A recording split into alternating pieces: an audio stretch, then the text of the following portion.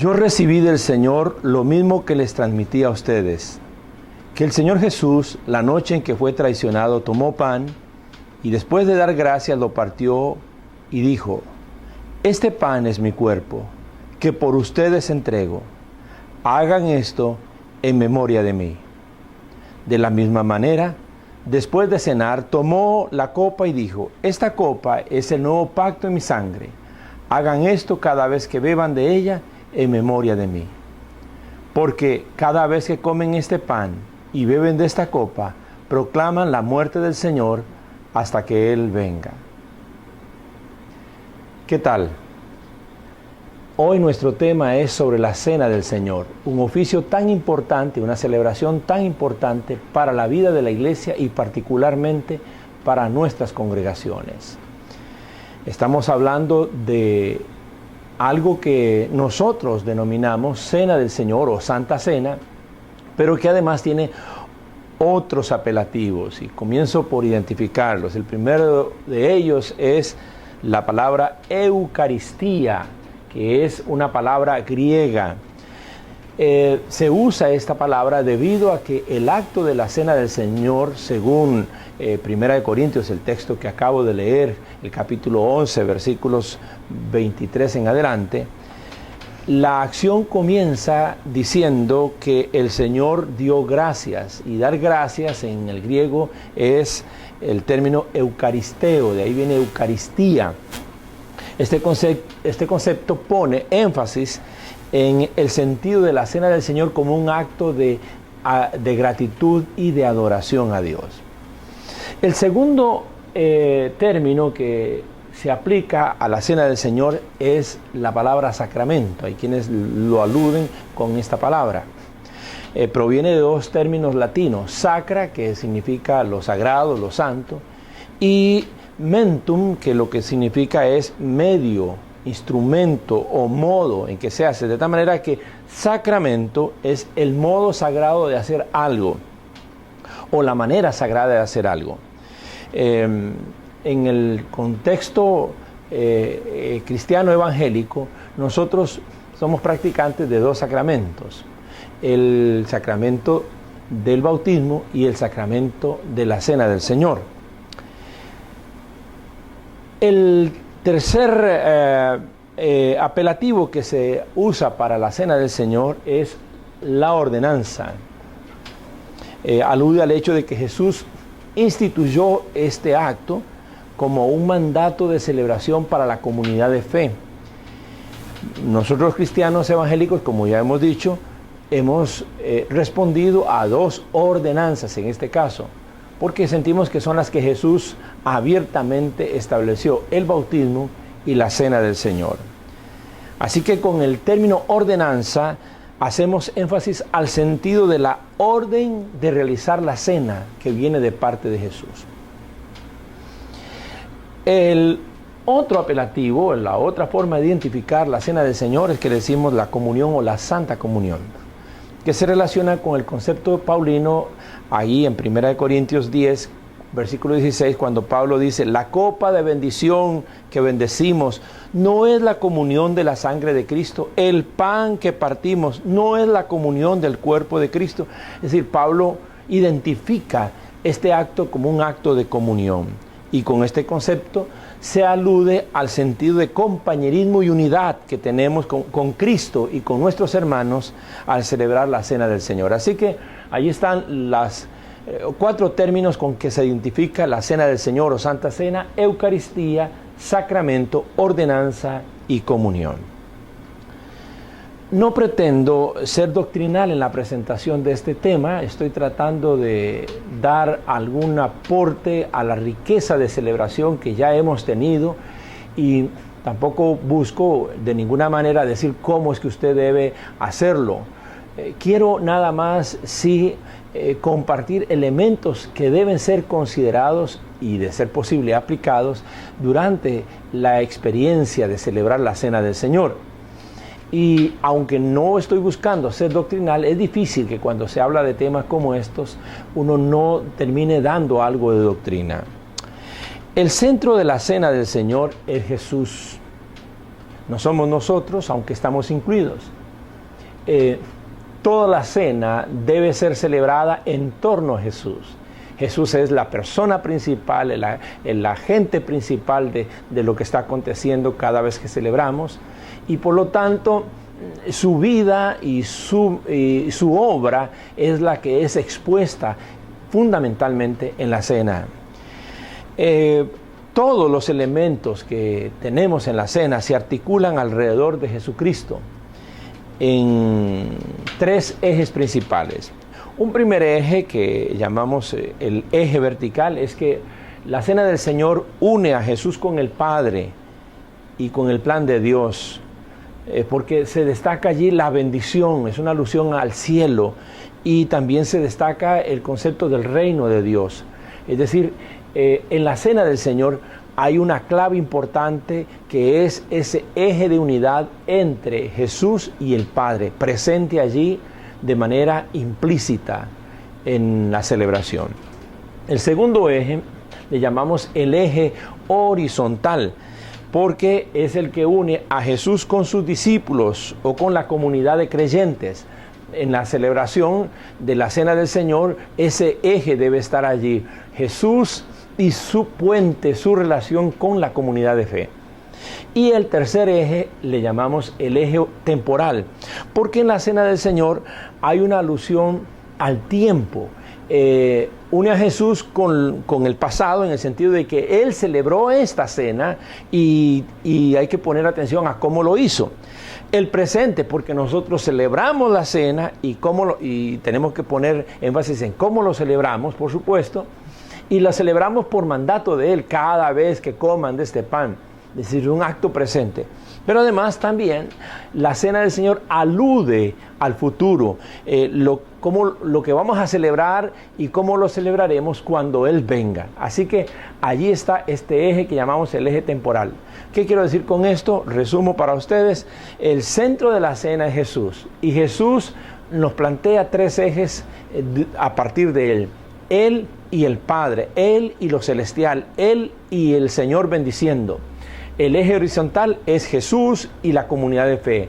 Y el eje temporal es Jesús, lo que Él hizo, que debemos seguir como ejemplo, lo que hacemos porque celebramos a Jesús que está presente entre nosotros, y lo que celebraremos cuando Él venga.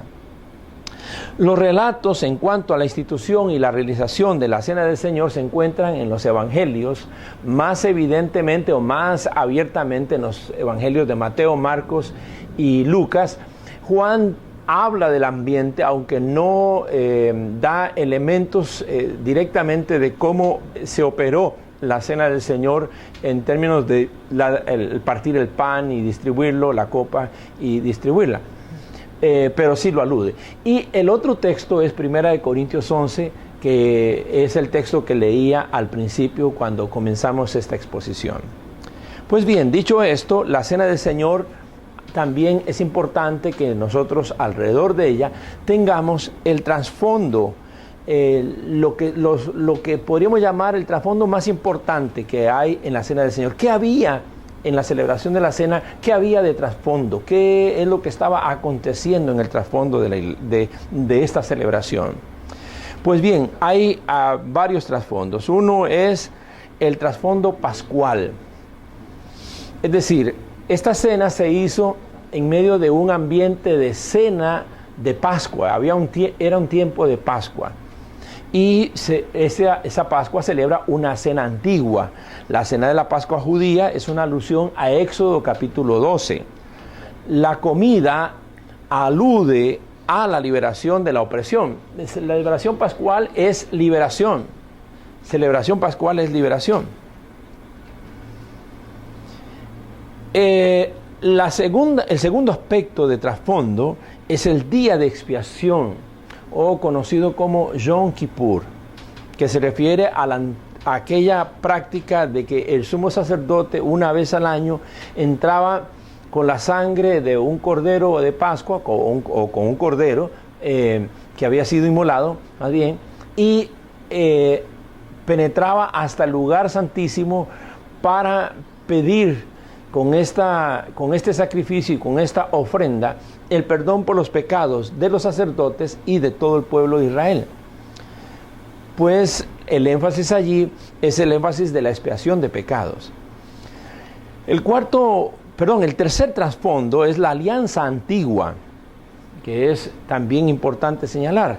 Se refiere al antiguo pacto de Dios con Israel, por medio del cual Dios se establece como Dios de Israel e Israel se establece como pueblo de Dios. Y por supuesto, como todo pacto, se sella con la sangre de un sacrificio. Pues la cena del Señor es una nueva alianza, un nuevo pacto. Y el énfasis está en la misericordia de Dios, en la iniciativa misericordiosa de Dios. Y el cuarto trasfondo que está en la celebración de la cena del Señor es el reino de Dios que va a venir, que vendrá. El judaísmo tenía expectativas de que la llegada del reino sería un reino terrenal para instaurar el reinado a modo del rey David, al modo de cómo había sido con David. Jesús señala, especialmente en Marcos y Lucas, que el reino se cumplirá cuando Él vuelva para celebrar esta cena con sus seguidores. El apóstol Pablo culmina la cena del Señor diciendo esto, allí en 1 Corintios 11:26, porque cada vez que coman de este pan y beben de esta copa, proclaman la muerte del Señor hasta que Él venga. Mientras que en Marcos, en capítulo 14, y en Lucas, capítulo 22, Jesús había dicho, nunca más la comeré, aludiendo a la cena, hasta que tenga cumplimiento en el reino de Dios. Entonces el concepto de reino de Dios está allí en el trasfondo de la cena del Señor. Repaso para todos nosotros. ¿Qué trasfondo hay cuando se celebra la cena del Señor? Pues la celebración pascual, que es un sentido de liberación. Nosotros estamos participando de una nueva creación, de una nueva liberación. Jesús vino para hacer una liberación nueva de muchas cadenas en el ser humano, de cadenas de opresión. Es también el trasfondo del día de expiación que implica que en la cena del Señor hacemos alusión abierta al perdón de los pecados. Él es el sacrificio, Él es el sumo sacerdote, Él es la sangre, Él es el que entra hasta el lugar santísimo, una vez y para siempre, dice el libro de Hebreos. Hacemos alusión a la alianza antigua.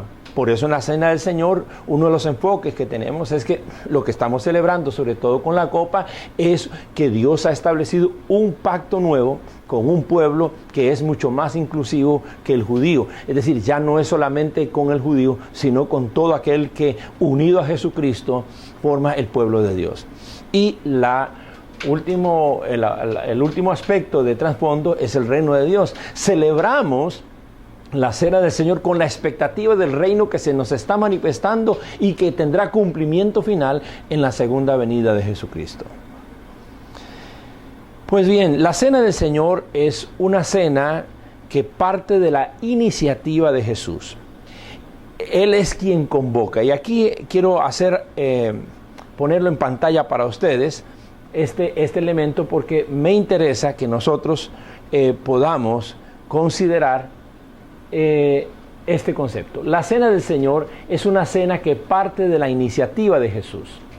Él es quien convoca, Él es quien lo preside, Él es quien es evocado, Él es quien la ordena en memoria de Él.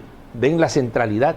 Esta no es una cena a la que el pastor invita, no es una cena a la que nos autoinvitamos, no tiene iniciativa en nosotros. La cena del Señor es una cena que parte de la iniciativa de Jesús.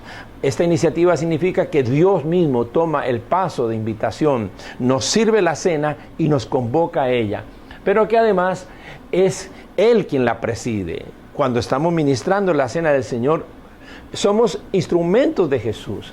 Somos el medio de Jesús para ese acto, pero Él está allí para presidirnos en la comunidad de fe. Él es quien es evocado porque toda la cena del Señor tiene que ver con Él. Ya lo he señalado anteriormente, tiene que ver con Él. Él es quien la ordena, en memoria de Él la celebramos. Jesús es el que celebra esta comunión, la celebra con la comunidad de creyentes. La cena del Señor es una comida de la comunidad mesiánica, de la comunidad del Mesías. Es una cena para creyentes, porque es para gente que está unida a Jesús. No es una comida corriente o común y corriente, ni siquiera es una comida fraternal. Los cristianos primitivos tenían por práctica tener dos comidas, la comida fraternal que le llamaban ágape y la cena del Señor, la comida del pan y la bebida de la copa del vino, en alusión a este acto de Jesús, y la tenían normalmente una tras la otra, pero se distinguía una de otra. El apóstol Pablo enfatiza sobre el cuidado de comer el pan y beber la copa indignamente. Y déjeme indicar un poco sobre esto. Por supuesto, todos somos indignos de la cena del Señor, pero no está Pablo hablando de eso. Pablo lo que está señalando es que debiéramos de celebrar la cena del Señor dignamente. Debemos darle dignidad a la cena del Señor. Aunque somos indignos de ella, hay dignidad en la cena del Señor. De allí la importancia de que el acto sea un acto solemne, de que la mesa esté debidamente servida, llena de elementos alusivos o simbólicos, porque si hay una celebración llena de símbolo, es la cena del Señor. ¿Qué significa indignamente? En primer lugar, quiero hacer uso de una versión, la Nueva Biblia Española, en 1 Corintios 11:27, que lo expresa así. Por consiguiente, dice, el que come del pan o bebe de la copa del Señor, sin darle su valor, tendrá que responder del cuerpo y de la sangre del Señor. Así que indignamente lo traduce esta versión con sin darle su valor. El valor está en Cristo, en el sacrificio de Jesús. Y Pablo está aludiendo a la importancia de entender que el sacrificio de Jesús lo que hizo fue constituir un cuerpo. Mire lo que señala allí, de que el que come y bebe de manera que no le dé valor, está en relación a algo que él ha venido señalando, aquellos que comen y beben sin discernir el cuerpo del Señor. Si usted toma el contexto de 1 Corintios, capítulo 11, notará un aspecto interesante, y es el siguiente. Esta cena se celebraba los días domingos, el primer día de la semana. Pero en la cultura antigua, el primer día de la semana para el mundo secular era un día normal, común y corriente de trabajo. Lo cual implicaba que toda la gente no tenía la misma disponibilidad de tiempo o libertad para decidir sobre eso, a fin de ir al lugar de reunión, normalmente una casa. En el caso de Corinto, la casa de Aquila y Priscila era una de las casas donde se reunían los cristianos. Pues no todos tenían la libertad para decidir ir allí a cualquier hora. Corinto era una ciudad formada por 400,000 esclavos y 200,000 libres, unas 600,000 personas. Esto significaba que la mayor parte de la población era esclavos, o sea, eran gente de servidumbre. Eso se debía haber reflejado en la iglesia. Y como el primer día de la semana era día de celebración, pues comenzaba con ese gran ágape, esa comida fraternal, pues muchos de las personas podían venir, obviamente, a ese acto de temprano, pero era mucho más la gente que no podía hacer eso. Entonces los que llegaban primero comenzaban a comer y a beber. Y cuando los que trabajaban, los que eran esclavos, los que eran sirvientes, llegaban hacia el atardecer para tomar parte de la comida fraterna, ya no encontraban comida, ya no encontraban bebida. Y Pablo dice, algunos más bien de aquellos han muerto porque caramba, son la glotonería, y otros hasta se emborrachan, dice, y ustedes no saben discernir el cuerpo del Señor.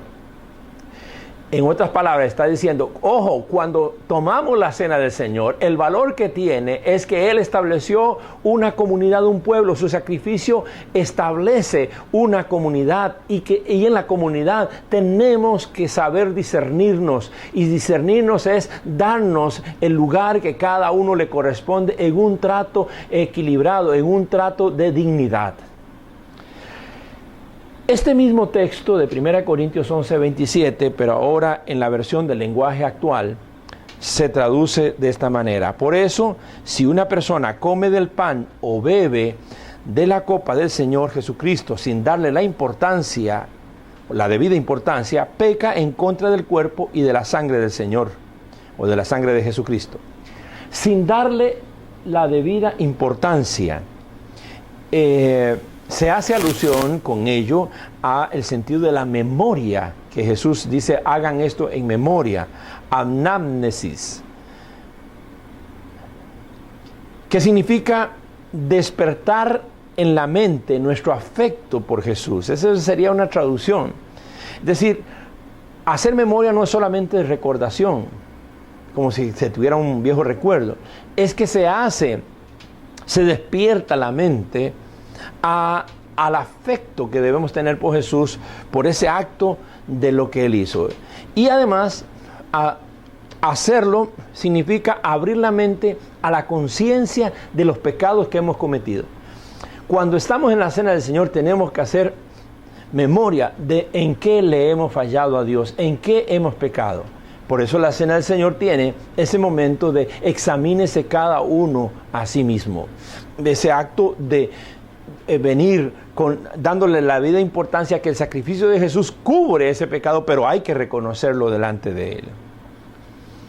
Y el texto mismo, obviamente como lo hemos leído inicialmente en la Nueva Versión Internacional, por lo tanto, cualquiera que come el pan o beba de la copa del Señor de manera indigna será culpable de pecar contra el cuerpo y la sangre del Señor. Esta frase, de manera indigna, como se señala en el texto, se utiliza el término griego anoxios para aludir que es una cena reverente. Es decir, anoxios es que no es una cena común y corriente, no es una comida de las usuales. Como se da un ambiente eucarístico, de acción de gracias, la cena del Señor es un acto reverente de adoración, de gratitud a Dios, de profunda adoración al Señor. Por eso es que la cena del Señor, su mejor ambiente es la adoración. Cuando estamos en la cena del Señor, estamos adorando.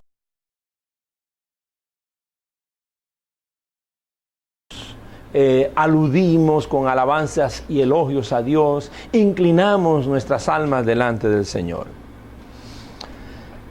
Pues bien, destaquemos entonces ahora los elementos prácticos que se experimentan en la cena del Señor desde los relatos bíblicos que nos provee la información. ¿Qué cosas, qué elementos tiene? En primer lugar, el primer elemento es el momento en que se hace. Todos los evangelios están diciendo al caer la noche, al caer la tarde. ¿Por qué ese dato? Bueno, sí hay un elemento importante allí. Estamos hablando de la hora entre las 5 y 6 de la tarde, en ese pase, pero lo que se dice es esto: al finalizar un día, el comenzar el otro. Recuerden que en la práctica judía, la cultura judía es el día comienza a las 6 de la tarde, por lo tanto termina en la hora 5 de la tarde. Entonces, la comunidad de fe, lo último que celebra en el día es la cena del Señor, y lo primero que celebra en el nuevo día es la cena del Señor. Con eso, el elemento de el momento, lo que significa es que hay una enorme trascendencia en la cena, es de enorme importancia. No es que tengamos que hacerlo al atardecer, no, lo que se debe rescatar más bien es el sentido de la importancia suprema que el acto tiene para el vivir diario, cómo terminamos el día y cómo lo comenzamos. Los cristianos primitivos celebraban la cena del Señor cada domingo. Hay quienes lo hacen cada mes, hay quienes lo hacen cada 2 meses, e incluso he visto congregaciones que lo hacen una vez al año en alusión al día de Yom Kippur.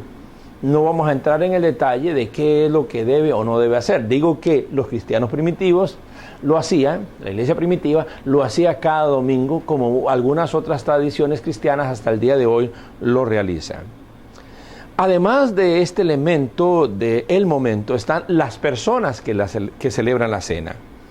Jesús y sus discípulos son los personajes que están allí, y de alguna manera está aludido Dios, sí, y las multitudes también, pero está en el tamiz de la cena del Señor, de manera más abierta, de Jesús y sus discípulos, que ellos representan la comunidad de creyentes en la mesa del Señor.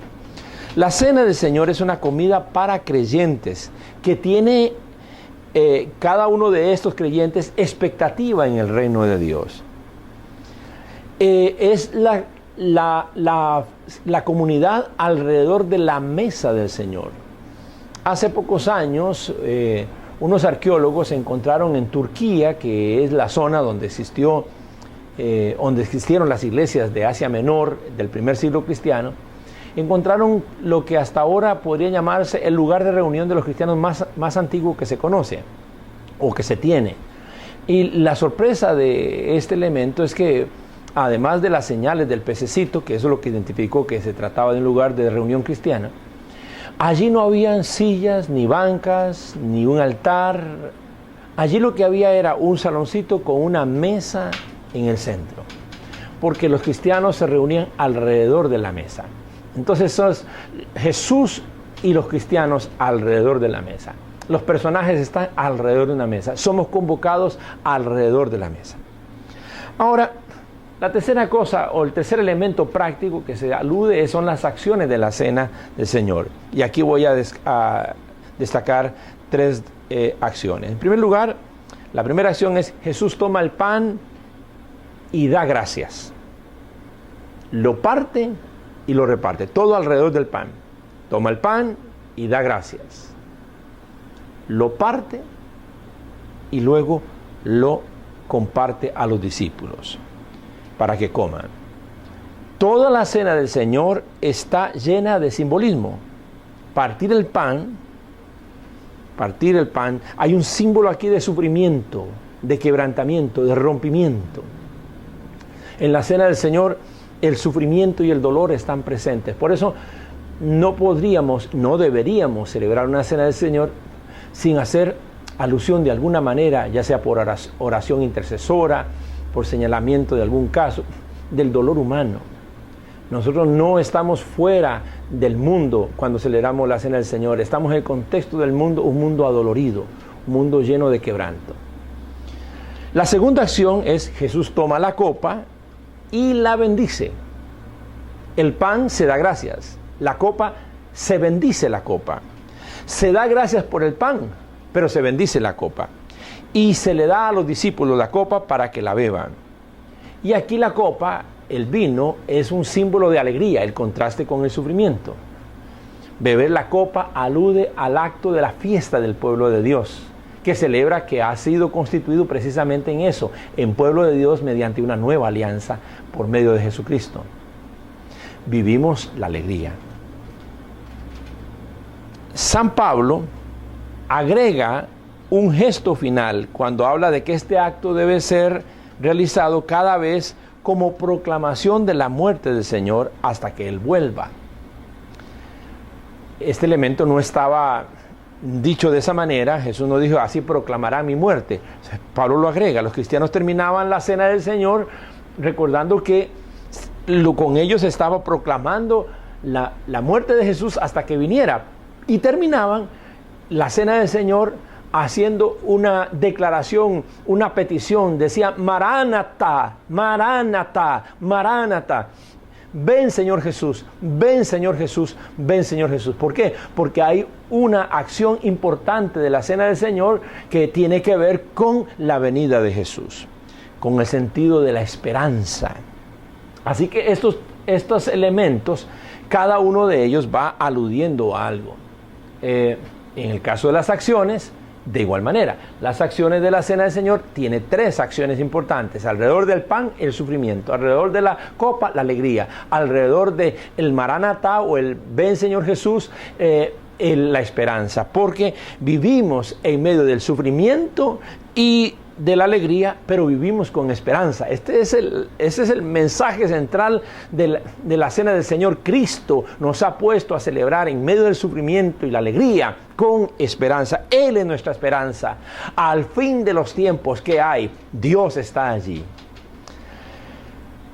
Además de el momento, las personas y las acciones, están también las palabras de la cena del Señor. Y ahora allí vamos para identificarlas.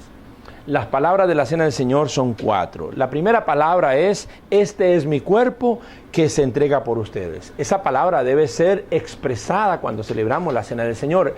El oficiante, el celebrante, debiera tener ese cuidado de repetir la palabra que Cristo estableció como palabra de la celebración. Este es mi cuerpo que se entrega por ustedes. La segunda palabra está alrededor de la copa. Esta es mi sangre de una nueva alianza que se derrama por todos, o que se derrama por ustedes según sea el enfoque de un evangelio u otro. Esta es mi sangre de una nueva alianza. Esa es la segunda palabra. Y la tercera palabra que se menciona es: hagan esto en memoria de mí.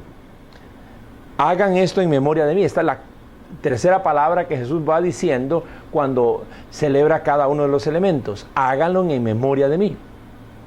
Y existe una cuarta palabra que Jesús dice: les aseguro que ya no beberé más del fruto de la vid hasta el reino de Dios. Esas cuatro palabras son las que nos van dando dirección cómo celebramos la cena del Señor. Este es mi cuerpo, esta es mi sangre, hagan esto en memoria de mí, y la alusión al reino de Dios que ha de venir cuando Jesús regrese. No hemos hecho alusión a la cena del Señor desde el Evangelio de Juan, porque tiene otro modo de acercarse. Allí en el capítulo 13, 14, 15, 16 y 17 alude a todo lo que es ese momento de la cena del Señor.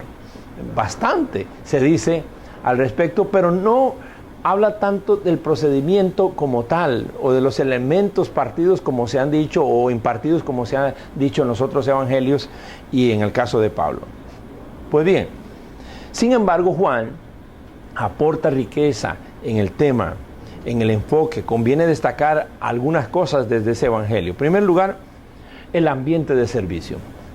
Juan destaca el gesto de Jesús en el lavamiento de los pies a sus discípulos.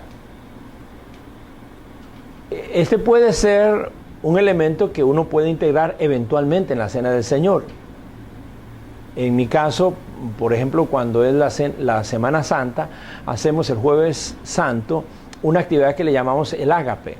Es una comida fraternal de la iglesia en donde celebramos la cena del Señor, y antes de la cena del Señor hacemos lavamiento de pies y le damos mucha riqueza simbólica, litúrgica, explicación bíblica, de sentido bíblico, y también la acompañamos de testimonio y de adoración a Dios. Pero no significa que siempre tengamos que hacerlo. Algunas iglesias lo practican muy usualmente. Más que el acto mismo, debemos destacar el sentido del servicio, que es lo que Jesús quiere enseñarnos, nos quiere mostrar. Es un gesto de humildad. Y esto debe ser destacado. Cuando estamos en la cena del Señor, la comunidad debe saber que hemos sido llamados para celebrar humildemente, con un gesto de servicio humilde y amoroso hacia la comunidad. La cena del Señor, todo es un acto de amor. Todo es un acto de amor, del amor de Dios, del amor que nos debemos tener y del amor a lo que ha de venir en Cristo Jesús. El segundo aspecto es que en Juan todo el ambiente de la cena del Señor es propicio para un mensaje íntimo de Jesús a sus seguidores. El Evangelio de Juan destaca en el ambiente de la cena del Señor enseñanzas que no lo destacan otros evangelios. Y comienza con el primer versículo del capítulo 13, cuando dice: como había amado a los suyos que estaban en el mundo, los amó hasta el fin, hasta las últimas consecuencias. Y culmina todo ese relato con el capítulo 17, el versículo 26, diciendo: para que el amor que me has dado esté en ellos y yo en ellos. Todo es un acto de amor, es un acto de gran fraternidad, de gran afecto en Cristo Jesús. La cena del Señor está lleno de ese mensaje, de un mensaje que enseña e instruye a la comunidad de fe. Es el mensaje íntimo de Jesús. Es el momento, cuando estamos en la cena del Señor, de poder compartir la cosa que solamente, la enseñanza que solamente se da en el seno de los creyentes. Y es el momento para que aquellas personas que se han incorporado nuevas sean aludidas. me agrada mucho que en el marco de la Cena del Señor presentar niños, por ejemplo, porque estamos agregando a la comunidad. Presentar nuevos integrantes, creyentes que se han integrado a la comunidad. Aludir quizás a un hermano que ha venido de lejos, quizás de otra iglesia que nos visita, aludirlo porque estamos celebrando que la comunidad toda, y no somos solamente nosotros, toda la comunidad de Dios presente allí donde nosotros estamos o representado por nosotros, está en celebración permanente del amor que Cristo nos da y de cómo ese amor nos ha unido en un solo cuerpo. Es en este ambiente donde Jesús enseñó cosas que solo son para creyentes que le aman. Y este fue un ambiente propicio para dar mandamientos y promesas que Jesús no puso en público. ¿Cuándo dio Jesús el mandamiento? Les doy un mandamiento nuevo, que se amen como yo los he amado, unos a otros. Fue allí en el ambiente de Cena del Señor. ¿Cuándo es que Jesús habló de la promesa de la venida del Espíritu Santo? Fue allí, porque justamente cuando estamos en la Cena del Señor, si queremos dar un mensaje, si queremos tener un tiempo de reflexión, hagamos alusión al tema precisamente de la intimidad y de aquellas cosas que deben ser enfocadas señalando esto es lo que Dios espera de nosotros como comunidad de fe, o estas son las promesas de Dios para el pueblo de Dios. El tercer elemento que aporta el Evangelio de Juan es el acento intercesor. Juan destaca la más amplia de las oraciones, la más extensa oración de Jesús en todos los evangelios, en el capítulo 17. Aunque ya ha salido del salón donde estaba, del aposento donde estaba celebrando, le da un seguimiento con la oración. Él sale para orar. Por eso no habría que desechar, al contrario, incorporar la posibilidad de que algunas celebraciones de Cena del Señor culminen con un gran tiempo de intercesión como lo hizo Jesús. Y finalmente, el pan mojado, porque este sí fue un elemento de procedimiento. Hace alusión en Juan 13, 26, que dice: a quien yo diere el pan mojado. Está hablando de quién será el que le va a traicionar. Esto ha permitido que muchos creyentes tengan por práctica mojar el pan en la copa, en el vino, como acto, porque se indica con ello de que esa era una práctica cristiana. Es que Jesús tomó pan, lo mojó y lo entregó así. Juan pareciera indicar que lo entregó solamente así, de allí que por eso algunas tradiciones solamente le dan el pan al pueblo mojado, pero no le dan el vino directamente, en alusión a lo que Juan enseña. La tradición cristiana culmina la Cena del Señor con un saludo de paz. No la terminamos a secas. No decimos hasta el día en que el Señor venga, punto, y siéntense. No, la debemos terminar y debemos en todo el tiempo de celebración hacerlo en un proceso armonioso, con un hilo reverente de espiritualidad, de conmemoración, con un profundo sentimiento de afecto, de humildad, de humillación delante de Dios, con una actitud muy comunitaria y también muy intercesora, elementos o aspectos que ya he señalado. Pero también debemos saber, perdone la frase, aterrizar, culminar la actividad. Y la culminamos con ese abrazo fraterno, ese saludo de paz que estaba en la cultura judía, que las cenas solemnes se terminaban dando la bendición o la paz unos con otros. Es una buena práctica. Ya para culminar, debo señalar lo siguiente: la Cena del Señor no termina allí si no salimos de ella con la conciencia de lo que Dios quiere que hagamos al respecto del acto siguiente. En San Juan 18:1, cuando ya Jesús ha terminado su oración, dice, señala el movimiento, dice: cuando Jesús terminó de orar, salió con sus discípulos y cruzó el arroyo de Cedrón. Al otro lado había un huerto en el que entró con sus discípulos. Hay dos movimientos aquí. Número uno dice que salió con sus discípulos. Número dos dice que entró con sus discípulos. Jesús sale con sus discípulos del ambiente de la cena del Señor, del ambiente de celebración, y entra con sus discípulos en el mundo del sufrimiento y del dolor que le espera en las siguientes horas. Ese sentimiento es el que nosotros debiéramos siempre de salir en nuestras celebraciones. Hemos estado con el Señor, pero ahora vamos al mundo, y vamos al mundo fortalecido, vamos al mundo lleno de convicciones. Nos esperan horas aciagas, nos esperan situaciones inadvertidas, nos esperan tareas inconclusas. Vamos con la esperanza y la fortaleza que hemos recibido en la cena del Señor. Salimos con un espíritu renovado, fortalecido. Algunas congregaciones tienen en sus edificios una frase muy bella, me gusta mucho, que dice: entramos para adorar, salimos para servir. Algunos lo tienen justamente cuando van a entrar, tiene allí: entramos para orar, y cuando van a salir en las paredes dice: salimos para servir. Ese es el doble movimiento.